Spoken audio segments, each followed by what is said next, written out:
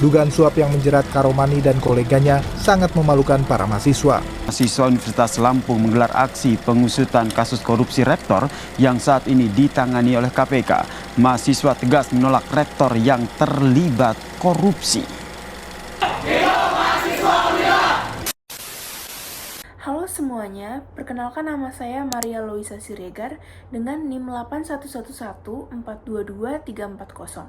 Video ini saya buat untuk memenuhi ujian akhir semester mata kuliah Pendidikan Anti Korupsi yang diampu oleh Bapak Ridwan Arifin, SHLLM, dan Bu Sofriyah Konitatin Abida, SHMH.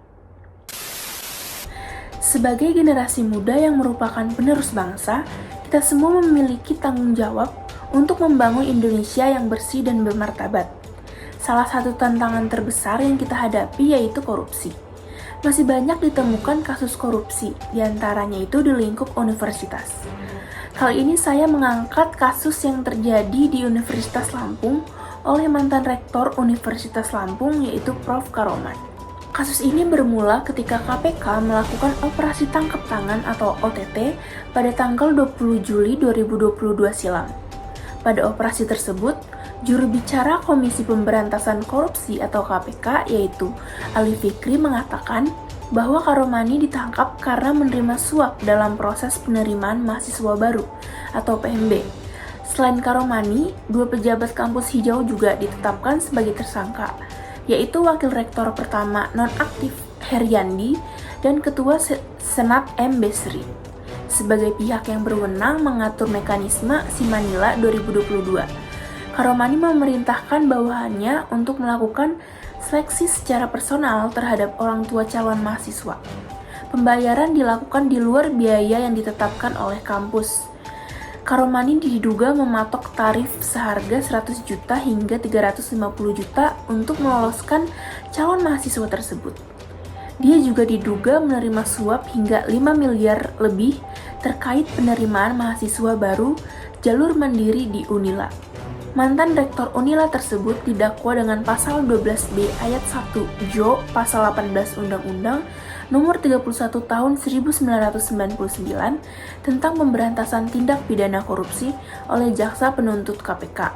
Dakwaan tersebut dijatuhi setelah terdapat dugaan mantan rektor tersebut menerima suap sebesar 6,985 miliar dan juga 10.000 dolar Singapura yang ia peroleh dari tahun 2020 hingga 2022. Pada tahun 2020, Karomani mengantongi gratifikasi sebesar 1,650 miliar dan 10.000 dolar Singapura.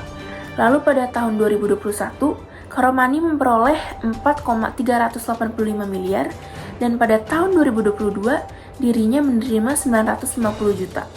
Pada tanggal 25 Mei 2023, Ketua Majelis Hakim Lingga Setiawan menjatuhkan hukuman penjara 10 tahun kepada Karomani terkait dugaan suap PMB di Fakultas Kedokteran Universitas Lampung ini.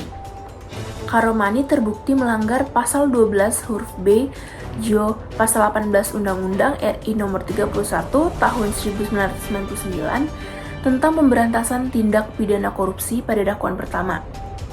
Mantan rektor Unila ini juga dinyatakan melanggar pasal 12B ayat 1 Jo pasal 18 Undang-Undang Nomor 31 Tahun 1999 tentang pemberantasan tindak pidana korupsi pada dakwaan kedua.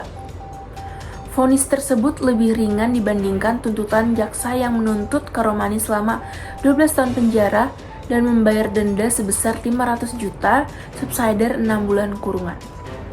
Majelis Hakim juga menjatuhkan pidana uang pengganti sebesar 8,75 miliar dengan ketentuan jika tidak mampu membayar hartanya akan disita. Uang pengganti ini lebih ringan dibandingkan tuntutan jaksa sebesar 10,2 miliar dan 10.000 dolar Singapura. Dari kasus tersebut, tentu saja terdapat beberapa dampak yang muncul. Yang pertama yaitu menurunkan kepercayaan publik karena memperburuk citra negatif terhadap sistem pendidikan di Indonesia yang rentan akan terjadinya korupsi.